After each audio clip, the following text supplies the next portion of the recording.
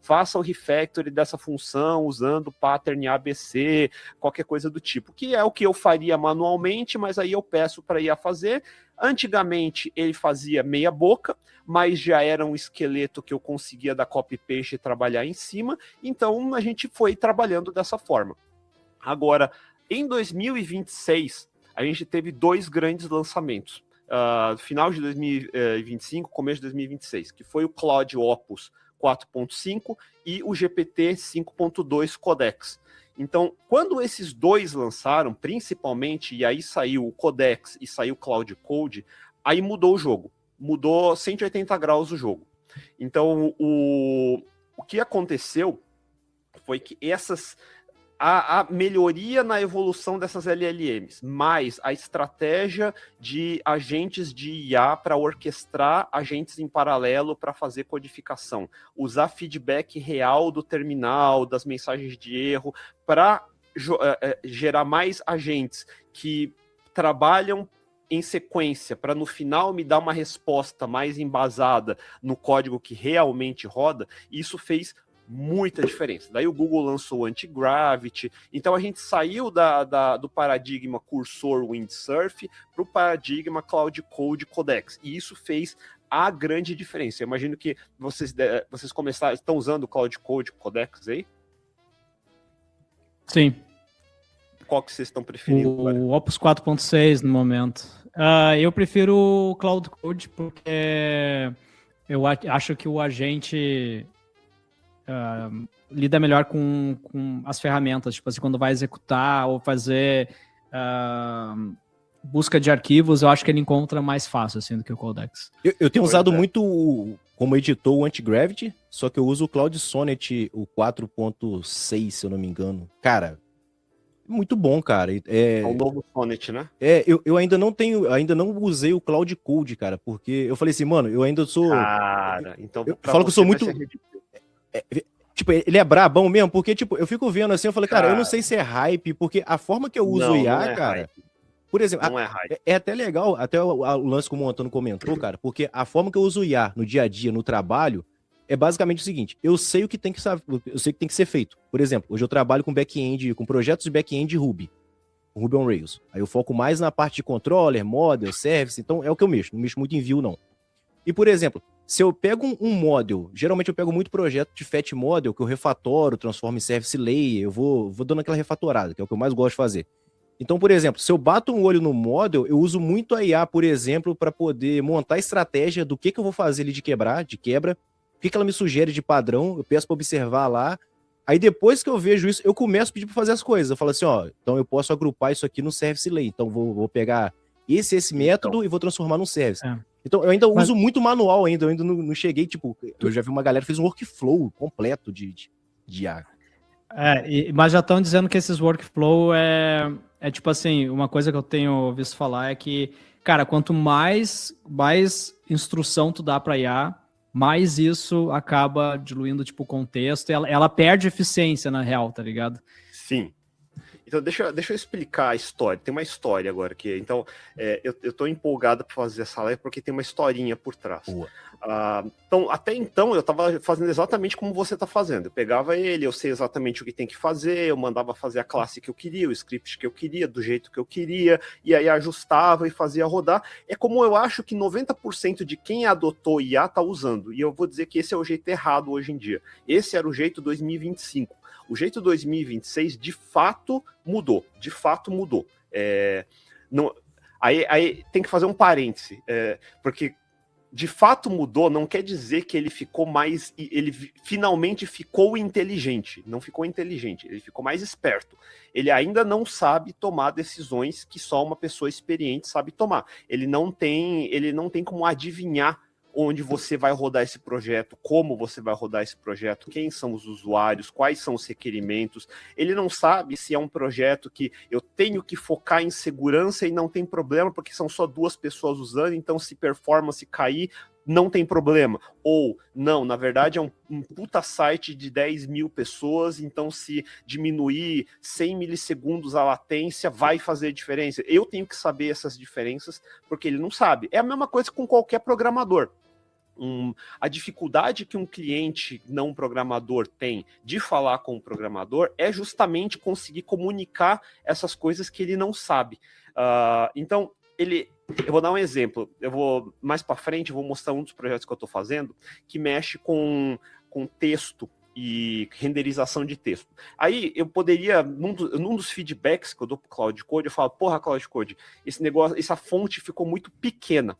Que é como todo mundo faria. Porra, ficou muito pequeno. Mas não é pequeno. O que é pequeno? Ele ficou verticalmente achatado, ele ficou horizontalmente achatado, é a distância entre as letras, é o tamanho da fonte, é a distância entre as linhas, é o kerning entre as fontes, é o tipo de fonte, é o posicionamento dentro do negócio. Então, existem vários descritivos técnicos para eu descrever pequeno. Mas um cliente não programador, ele só fala isso, ficou pequeno. Aí o Cloud Code ou qualquer programador tenta ajustar, sei lá, aumenta a fonte. Aí ele fala, continua pequeno, ou ficou errado.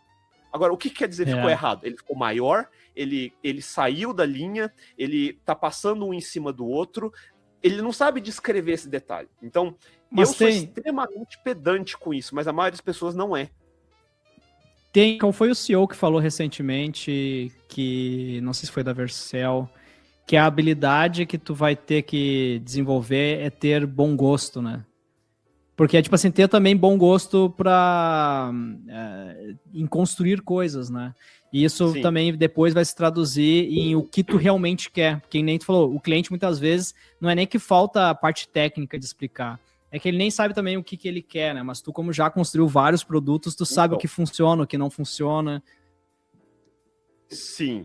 Aí tem que fazer um parêntese, porque todos os podcasts que eu participei, eu fui extremamente crítico com a AGI, a ideia de AGI, que é aquela ideia de inteligência geral artificial. A gente não chegou em inteligência geral artificial, a gente não está perto de chegar. Tu sabe o que me eu fiquei surpreso essa semana, tá? Eu criei uma skill lá no trabalho lá. A gente tem uma série de coisas que a gente consegue sobrescrever remotamente, né? Então, por exemplo, quando tu vê lá no Disney Plus lá, né? Tu vê o banner de Hero Carousel, né? Que é tipo, é um Hero, e aí tu pode scrollar, tem múltiplos tiles que vão circulando com outros vídeos e tal. Remotamente eu posso chegar e falar assim, cara, eu quero substituir todos os Hero Carousel por, sei lá, uma outra forma de visualizar aquilo, né? Tipo, front-end driven by back-end. Tipo, a gente consegue sobrescrever o tipo de renderização na tela. E aí eu criei uma skill no Cloud para que eu só fale para ele, substitui Hero Carousel por tal. Sim. E ele faz para mim. Porque antigamente eu tinha que escrever um JSON, um payload de override, dizendo, sabe, as instruções, e a gente tinha um parser que pega aquilo ali, depois um que vai executar e vai atualizar o aplicativo, né? Então era muito custoso manualmente, até para testar por request, sabe? E eu só criei essa skill, é assim que se transforma um estilo de visualização tal em A em B, tá? Eu criei essa skill. Aí, cara, eu queria atualizar depois uma feature flag em produção específica para um determinado público. Não era em produção, era em homologação. Específica para um determinado público. E eu vou testar o Cloud. Eu falei, faz o override dessa feature flag aqui de desabilitada para habilitada só para tal público. Sabe o que ele fez? Ele falou assim, eu vi que tem uma skill aqui para alterar estilo de visualização. O script que executa é o mesmo que executa a feature flag. O modo que tu faz a criteria é parecido. Então, deixa eu ver o esquema passar. Cara, ele basicamente aprendeu a fazer um override de feature flag, que isso nem estava na especificação da minha skill. Sim. Então, tipo assim, pra te ver até como hoje em dia tu nem precisa criar uma skill e ensinar ele tudo que precisa fazer. Ele basicamente aprende sozinho, né? Coisas que tu não ensinou para ele. Mas deixa... isso não seria... não é inteligência início de uma AGI? Eu entendi, eu passo por isso todos os dias também, ele faz isso. Isso não é inteligência. Isso é a esperteza de como o Cloud Code funciona. Por que isso é importante? Eu vou explicar por quê. no contexto dos podcasts, a gente estava naquele momento, sei lá, ano passado, o pessoal fazendo aquele Report AI 2027, que é um reporte que vários pesquisadores assinaram falando do possível apocalipse da Skynet, que ela vai conseguir controlar, sei lá, os arsenais nucleares e não sei o que, e vai se voltar contra a gente. Aquele cenário Terminator 2 mesmo. E, além disso, tem vários casos, está tendo agora vários processos contra a OpenAI, class suit, se não me engano, que partiram desta para melhor, por exemplo, porque ele confidenciava várias coisas com a IA como se fosse um amigo, crush, namorado, psicólogo, e obviamente ele não foi feito para isso, e ele não tem nenhum tipo de sensibilidade para lidar com esse tipo de situação. Então a pessoa se sentiu traída, enganada, não sei o que, porque a IA disse isso para ela, e ela resolveu partir dessa para melhor. Então, tipo, isso não existe essa vida inteligente dentro da IA. Não existe. Existem algoritmos que tornam o gerador de texto, porque ele é um gerador de texto, mais esperto. Ele continua sendo um gerador de texto. Só que esse é um gerador de texto está dando melhor atenção a melhores aspectos que eu estou escolhendo para dar para ele. É isso que está acontecendo. Mas no momento, assim, é que inteligência é algo que a gente não consegue nem mensurar, né? Tipo assim, o que tu define como algo inteligente, aí tipo, tem diversos segmentos do quão inteligente é. Inteligência emocional, inteligência... Você consegue substituir uma pessoa inteira. E não tem qual pessoa? Mas qual pessoa, né? Não, mas aí que tá, ela não consegue, porque ela não tem como assumir responsabilidade por nada. Para a primeira coisa de tudo, qualquer um de nós aqui, e se a gente fala coisas inteligentes ou coisas burras, eu tenho que ter a responsabilidade de ou assumir a culpa, ou alguém vai me processar, ou qualquer coisa do tipo. Uma IA, ela não tem essa responsabilidade, ela nunca vai ter. Nem a empresa consegue ter essa responsabilidade por ela. Portanto, pela praticidade não importa, ela não consegue se colocar no lugar de uma pessoa, porque ela não tem consequência por trás dela, não vai ter como. Mas uma CGI teria? É isso que eu não consigo entender, porque a CGI também seria a mesma coisa. Uma CGI, por exemplo, uma CGI, por exemplo, ela seria a mesma coisa, ela não assumiria as consequências. Então, eu não sei se seria... Eu não entendi se eu entendi a analogia de CGI. AGI, tu tá falando? AGI, desculpa. AGI, isso. Isso. Porque a teoria da AGI é porque, por exemplo, ela vai continuar sendo meio que um gerador de texto com uma inteligência, sei lá, de uma tomada de decisão melhor. Exato. Não é importante que ela chegue à inteligência. Não é importante. Esse que é o ponto que... E isso eu demorei 5 anos para explicar. Mas não precisa definir... Não precisa definir inteligente, certo? Porque, tipo assim, a AGI, se tu der full acesso, ela vai fazer merda, full acesso na tua máquina, né? Igual a mina lá do Facebook, da onde que ela é, do Facebook, ela deu full acesso ao OpenClaw da vida. Tipo assim, a gente não pode, eu acho, definir todo mundo fazendo essa merda de dar acesso full para OpenClaw, né?